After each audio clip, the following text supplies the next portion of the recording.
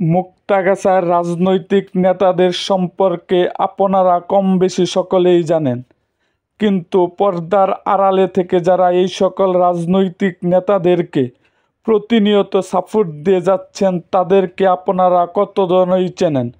আজকের এই ভিডিওতে আপনারা দেখতে পাবেন মুক্তাগাছার রাজনৈতিক নেতাদের অদেখা সুন্দরীদেরকে। আশা করি ভিডিওটা না টেনে শেষ পর্যন্ত দেখবেন। তো চলুন শুরু করি। কৃষিবিদ নজরুল ইসলাম এমপিকে কে না চেনেন? কৃষিবিদ নজরুল ইসলামের স্ত্রীর নাম হলো জান্নাতুল ফেরদৌসী।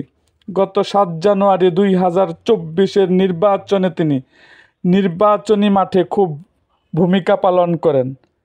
উপজেলা চেয়ারম্যান আব্দুল হাই আকন্দের স্ত্রী এই মহিষী নারী নানা লড়াই সংগ্রামে তাকে শক্তি অনুপ্রেরণা জুগিয়েছেন। মুক্তাগাছার মেয়র আলহাজ বিল্লাল হোসেন সরকারের স্ত্রীর নাম হলো মরিয়ম বেগম। সাবেক এমপি আলহাজ কে এম খালিদ বাবুর স্ত্রীর নাম ডাক্তার সুহেলা আক্তার। সাবেক এমপি আলহাজ সালাউদ্দিন মুক্তির স্ত্রী হলেন জোসনারা মুক্তি, তিনি মুক্তাগাছা মহিলা পার্টির সভানেত্রী।